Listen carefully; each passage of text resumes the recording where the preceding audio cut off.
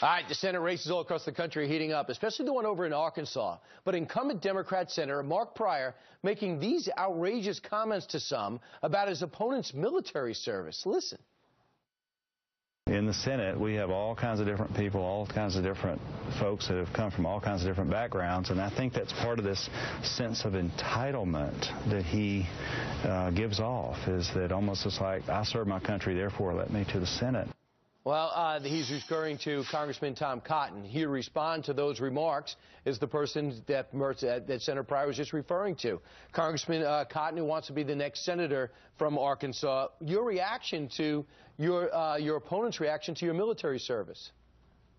Good morning, Brian. It's great to be on with you. You know, I didn't leave a good law job to join the Army out of a sense of entitlement. I left because I wanted to serve my country. I believe that we're the greatest country on earth. We're the home of freedom, and I want to go protect our freedom overseas. That's why I served in the Army, and that's why I wanted to run for Congress in the first place.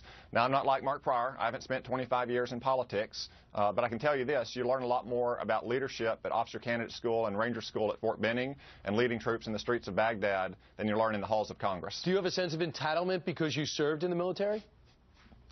No, you know, I found in life that most things will be better with hard work. So that's what I learned growing up on a farm in Arkansas. That's what I learned at Fort Benning, and that's what I tried to display in Iraq and Afghanistan. I've been working hard to earn the votes of the people of Arkansas and to represent my constituents in the Congress, and I hope to do that next year in the Senate. So your response to your opponent's remarks, I mean, are you angry about this? Are you shocked by this?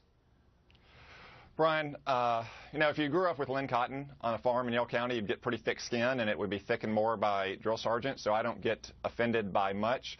I am surprised that Mark Pryor doesn't think we need more veterans in Congress. I think men who have sacrificed a lot more than either Senator Pryor or I, like Sam Johnson or John McCain, have been great treasures for our country and been great leaders in the United States Senate and United States Congress. And frankly, I think if we had more people in the Congress who are veterans, Congress might be a little bit more respected, just like our military is. And not all are Democrats, not all are Republicans, not all are Democrats, but when they go in, they have a sense of service like the people who serve in the military.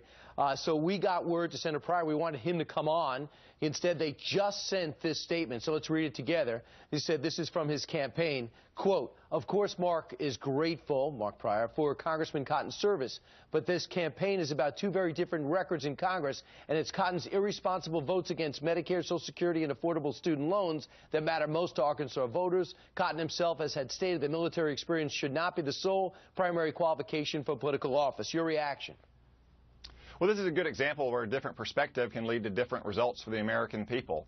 Mark Pryor spent 25 years in office. That probably led him to vote for Obamacare, which cut hundreds of billions of dollars out of Medicare. It also nationalized the student loan industry, which means higher student loan costs for all students. So this is why I think it's good to have different kinds of perspectives in Congress, not just people who've spent a lifetime in politics. And right now, we understand, too, just to broaden out your resume, you're not somebody that just went right to war, which is admirable, I believe, but you also have a law degree out of Harvard, spent 2 years in a management firm, and then decided to serve your country again as a congressman.